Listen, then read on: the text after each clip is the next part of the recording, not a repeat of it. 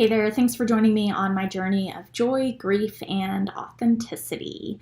Today, I want to talk to mothers who have lost a baby, and I want to talk a little bit about donating breast milk. Before we get started, guys, I have to point out to you that I'm actually wearing a legitimate outfit today. I usually am in pajama pants. And I was telling a friend this, and she was like, "That's hilarious. You should just tell people that," because it is called joy, grief, and authenticity. So I just wanted to show you guys that I am actually wearing shoes today, and that's pretty amazing. And I'm wearing real pants and not just pajama pants. So I thought I'd show that off because that's not the norm. After losing our daughter Hollis after 6 days, I was debating whether or not I should continue pumping.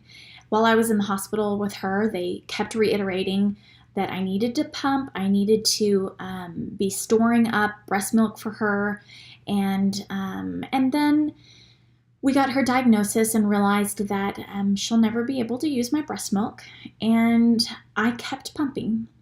And I'm not really sure why, but I wanted to do something. And originally, that was my only way of helping her, was knowing that I could pump and I could provide breast milk to her that would be critical. I kept a log of all of the times I pumped and how much milk was produced and the exact date and time, and I just kept this running list because the doctors and nurses had said to. And there's a very clear place where I quit logging, and that was whenever we found out Hollis's diagnosis, and it was confirmed that she wouldn't be able to use my breast milk anymore, and that was hard. And I quit logging, but I didn't quit pumping breast milk, and I'm glad. That breast milk wasn't going to help her all that much, but it could help some other baby that might be able to fight their way through whatever it is that they are dealing with. So I continued to pump and continued to store up breast milk and freeze it. And I knew I could donate it. I didn't know all the details exactly, and it has been really rewarding. I only pumped breast milk for a few weeks.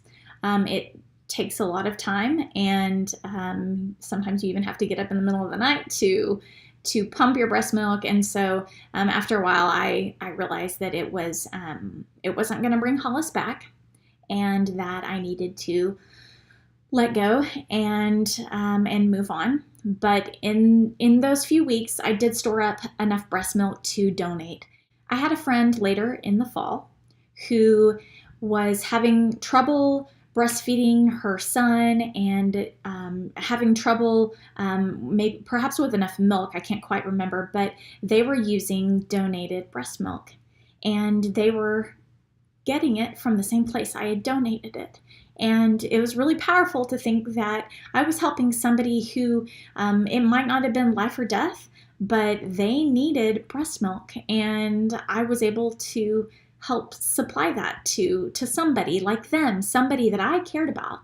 I donated to Mother's Milk Bank of North Texas, and that is in Fort Worth. They later sent us a wooden leaf with Hollis's name on it, and at their location they have a tree with all these leaves, and I think they might be gold leaves there on the wall. And someday I'm going to go and I'm going to find Hollis's name and know that she was taking care of some other little baby, and that they're honoring her there. Not everybody has the capacity to do something like that.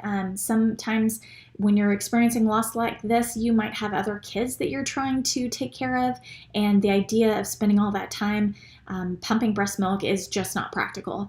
And in other cases, mothers may not be physically able to, and I felt really lucky that I was able to.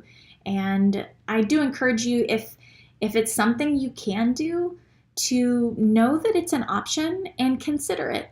And if you can't quite decide at first, just keep pumping for a day or so until you've made up your mind what you want to do. But just know that those organizations are out there and that they are helping take care of other little babies. And it's also a way of honoring your own child.